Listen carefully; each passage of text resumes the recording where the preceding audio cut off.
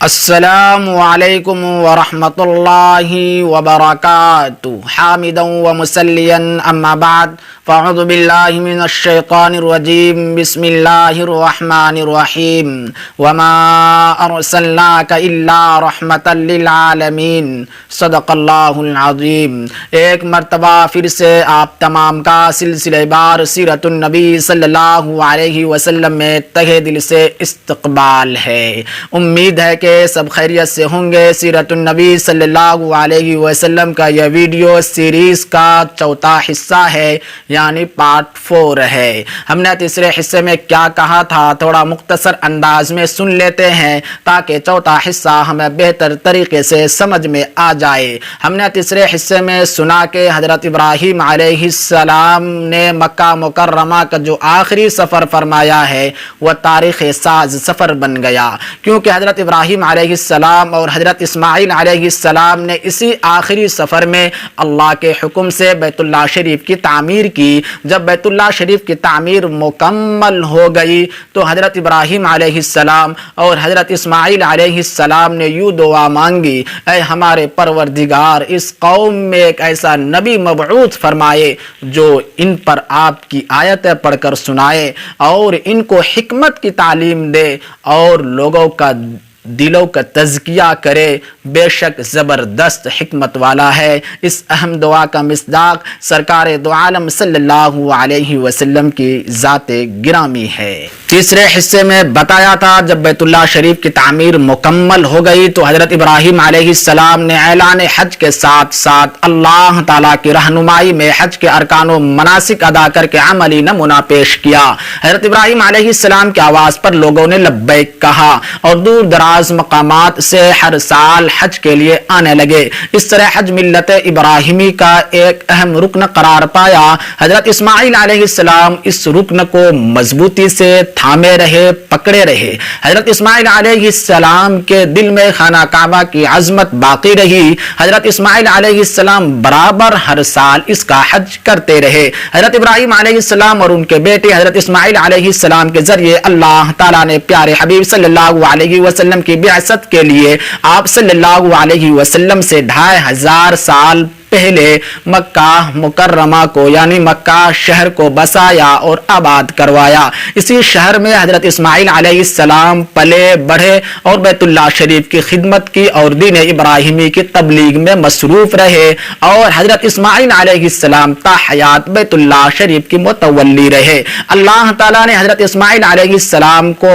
12 بیٹے عطا فرمائے۔ ان 12 بیٹوں سے 12 قبیلے وجود میں آئے۔ حضرت اسماعیل علیہ السلام کی نسل مکہ ہی میں پلتی پھولتی رہی۔ حضرت اسماعیل علیہ السلام کی شادی چونکہ مکہ ہی میں ہوئی تھی، حضرت اسماعیل علیہ السلام کی اولادیں بھی مکہ میں ہی رہا کرتی تھی، یہاں تک کہ اولادیں بعد میں اتنی بڑھ گئی دوسرے شہروں میں بھی جا کر بسنے لگی۔ ایک دن حضرت اسماعیل علیہ السلام کا بھی انتقال ہو گیا۔ حضرت اسماعیل علیہ السلام کے انتقال کے بعد حضرت اسماعیل علیہ السلام کے 2 صاحبزادے یکے بعد دیگرے مکہ مکرمہ کے متولی رہے۔ بنو اسماعیل کے بعد یعنی اسماعیل علیہ السلام کی اولاد کے بعد مکہ مکرمہ پر قبیلہ بنو جرہم کا قبضہ ہو گیا۔ قبیلہ بنو جرہم بھی وحدانیت پر قائم رہے۔ اس طرح مکہ مکرمہ کی سربراہی قبیلہ بنو جرہم کی طرف منتقل ہو گئی۔ تقریباً 2000 سال تک اسی خاندان میں رہی، یعنی قبیلہ بنو جرہم خاندان میں رہی۔ وقت گزرتے اور حالات کی تبدیلی نے ان کے ذہن و فکر اتنا متاثر کر دیا اور دین ابراہیمی کی بہت سی تعلیمات کو بھول کر بیٹھے، لیکن اس کے باوجود شرک میں مبتلا نہ ہوا اور کچھ نہ کچھ ملت ابراہیمی کے مطابق زندگی گزارتے رہے۔ پھر کچھ سالوں تک بنو عدنان نام کا قبیلہ مکہ مکرمہ کے متولی رہے۔ آخر کار قبیلہ بنو جرہم اور بنو عدنان سے کعبہ کا انتظام عرب کا مشہور قبیلہ بنو خزاعہ چھین کر خود قابض ہو گیا، لیکن قبیلہ بنو جرہم نے مکہ مکرمہ چھوڑتے وقت زمزم کا کنواں پاٹ دیا، یعنی زمزم کا کنواں بند کر دیا، گویا کہ زمزم کا کنواں تھا ہی نہیں۔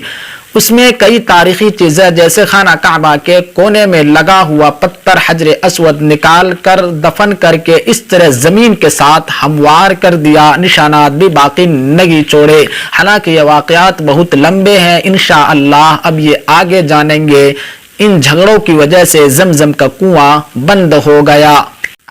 قابل غور بات یہ ہے کہ عمر بن لوحی سے پہلے خانہ کعبہ خالص توحید کا مرکز تھا۔ یہاں پر بت پرستی نام کی کوئی چیز نہیں تھی، مگر مکہ میں ابھی تک کوئی بت نہیں آیا تھا۔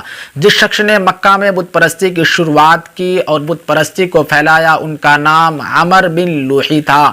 بنو خزاعہ کا سردار عمر بن لوحی تھا۔ اس نے ایک مرتبہ ملک شام کا سفر کیا۔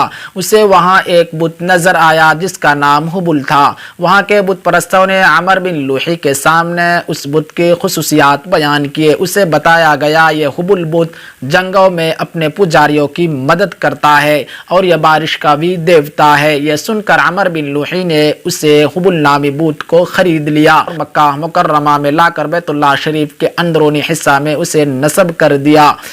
اس طرح پہلا بت کعبہ میں رکھا گیا جس کا نام حبل تھا۔ پھر عمر ایک دن جدہ گیا، وہاں سے بھی کچھ بت اٹھا کر لے آیا اور لوگوں سے کہنے لگا ان کی عبادت کرو۔ لوگ چونکہ ہر سال مکہ میں حج کو آتے تھے، بہت جلدی ان بتوں کی شہرت ہو گئی۔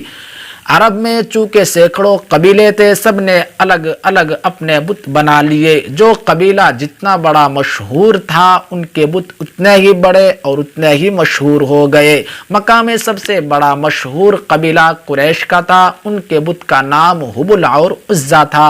دوسرا جو مشہور قبیلہ تھا وہ طائف کا تھا، قبیلہ ثقیف، ان کے بت کا نام لات تھا۔ اس کے علاوہ بہت سارے اور بت تھے۔ پھر یکے بعد دیگرے بہت سے بتوں کو کعبۃ اللہ کے اندر اور باہر رکھ دیا گیا۔ بخاری شریف کی روایت کے مطابق فتح مکہ کے موقع پر وہاں پر 360 بت موجود تھے۔ اس طرح ہر قبیلے میں بت، پھر ہر گھر میں ایک ایک بت ہو گیا۔ یہاں سے عربوں میں بت پرستی کا رواج پڑا اور لوگ آہستہ آہستہ ملت ابراہیمی اور دین حنیف سے دور ہوتے چلے گئے۔ اس طرح خدا کا گھر بتوں کا اڈا بن گیا۔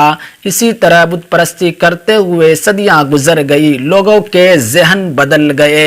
اب وہ کلا بتوں کو پوجنے لگے، مگر پھر بھی اتنی بت پرستی کے باوجود بیت اللہ کی عزت، کعبے کی عزت ان لوگوں کے دلوں میں تھی جیسا کہ ان کے باپ داداؤں کے دلوں میں تھی، اور ان کے زمانے میں بھی عزت کعبے کی تھی۔ یہ ویڈیو اب کافی لمبا ہو رہا ہے، اس لیے آج ہم یہی پر رک جاتے ہیں۔ اب 5ویں حصے میں آپ کو بتائیں گے آخری صدی میں ایک بہت بڑا انقلاب آیا۔ بنو اسماعیل میں یعنی اسماعیل علیہ السلام کی اولاد میں ایک شخص قصی بن کلاب پیدا ہوا۔